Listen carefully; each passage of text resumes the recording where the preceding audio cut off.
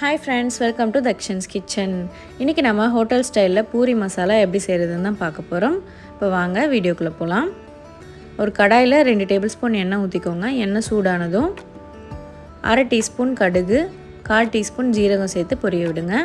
கடுகு ஜீரகம் நல்லா பொரிஞ்சதும் 1 டேபிள்ஸ்பூன் உளுத்தம் பருப்பு, 1 டேபிள்ஸ்பூன் கடலை பருப்பு சேர்த்து நல்லா பொன்னிறமா வறுத்துக்கோங்க.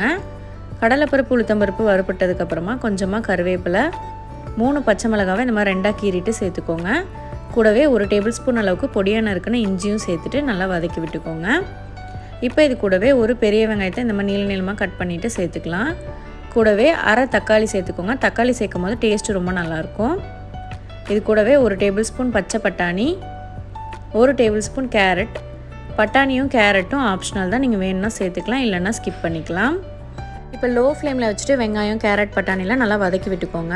இது வதங்குறதுக்குள்ளே ஒரு கப்பில் 1 டேபிள்ஸ்பூன் அளவுக்கு கடலை மாவு, 1/2 கப் தண்ணி ஊற்றி நல்லா கரைச்சி வச்சுக்கோங்க. இப்போ இந்த மசாலாவுக்கு தேவையான உப்பு சேர்த்துக்கலாம். 1 டீஸ்பூன் உப்பு, 1/4 டீஸ்பூன் பெருங்காயம், 1/2 டீஸ்பூன் மஞ்சள் தூள் சேர்த்து நல்லா வதக்கி விட்டுக்கோங்க. இப்போ இது கூட நம்ம கரைச்சி வச்சுருக்கிற கடலை மாவு மிக்ஸை சேர்த்துருங்க. சேர்த்துட்டு லோ ஃப்ளேம்லேயே வச்சு நல்லா கலந்து விட்டுக்கோங்க. கைவிடாமல் கலந்து விட்டுக்கோங்க, அப்போ தான் அடி பிடிக்காமல் இருக்கும்.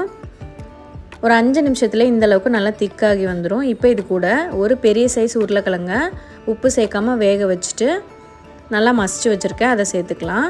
சேர்த்துட்டு நல்லா கலந்து விட்டுட்டு ஒரு 1/4 கப் அளவுக்கு தண்ணி சேர்த்துக்கலாம். இப்போ ஒரு 5 நிமிஷத்துலேயே பார்த்திங்கன்னா நல்லா கொதித்து இந்தளவுக்கு திக்காகி வந்துடும். இப்போ இது கூட கொஞ்சமாக கொத்தமல்லி இலை தூவி மிக்ஸ் பண்ணி விட்டோன்னா நம்மளோட சூப்பர் டேஸ்டியான பூரி மசாலா வந்து ரெடி ஆயிடுச்சு. இதை நீங்களும் ட்ரை பண்ணி பார்த்துட்டு எப்படி இருந்துச்சுன்னு கமெண்ட் பண்ணுங்கள். இந்த ரெசிபி உங்களுக்கு பிடிச்சிருந்ததுன்னா நம்மளோட சேனலை சப்ஸ்கிரைப் பண்ணிக்கோங்க. Thank you friends.